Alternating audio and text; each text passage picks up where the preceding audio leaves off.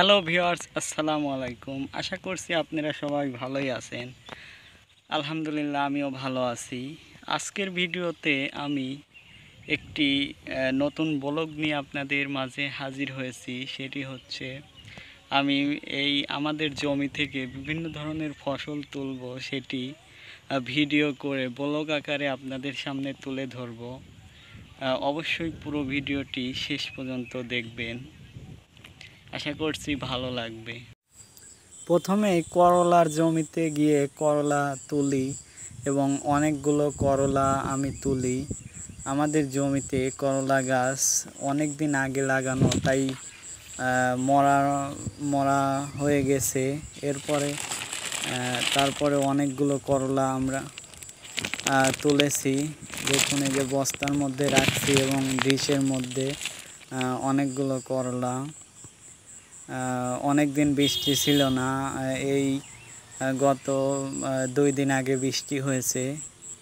বৃষ্টির কারণে একটু জমিতে সৌন্দর্য ফিরে এসেছে, গাছগুলো একটু সতেজ হয়েছে।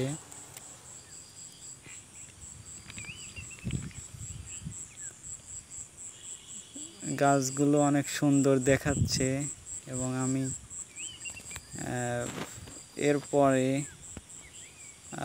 যে আমাদের অন্য ক্ষেত মাঠের মধ্যে, সেটা হচ্ছে ঢেঁড়স গাছ। দেখুন, এই যে ওই জমিরই উপরে ঢেঁড়স লাগানো ছিল। ঢেঁড়স গাছগুলোর চেহারা তেমন ভালো না, এরপরেও অনেক সুন্দর সুন্দর ঢেঁড়স ধরেছিল এবং সেগুলো আমরা তুলি, সেগুলো আপনাদেরকে দেখাবো। অনেক দিন বৃষ্টি না থাকার কারণে ঢেঁড়স গাছগুলোর পাতা মোটগুলো ঝরে গিয়েছিল এবং তারপরে যত্ন নেওয়ার ফলে এবং বৃষ্টি হওয়ার ফলে পাতাগুলো হয়ে গেছে। এবং দেখুন, এই যে অনেকগুলো ঢেঁড়স তুলেছি, অনেক সুন্দর সাইজ হয়েছে বৃষ্টির কারণে। এবং এরপরে আমাদের অন্য ক্ষেত ঝিঙা ক্ষেত, সেখানে যাই ঝিঙে তোলার জন্য। এবং দেখুন, ঝিঙে গাছগুলো একবারে ঘন না, পাতলা গাছ হয়েছিল এবং বড় বড় ঝিঙে ধরে আছে।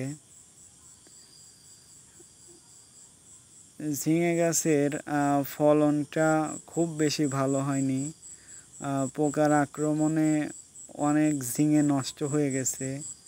এরপরেও যা পেয়েছি আলহামদুলিল্লাহ, সেগুলো আপনাদেরকে দেখাবো এই ভিডিওতে। অনেক কষ্টের পর ঝিঙে তোলার পর এই দেখুন, সেই ঝিঙেগুলো ডিশের মধ্যে রেখেছি, অনেক সুন্দর সাইজ হয়েছে এবং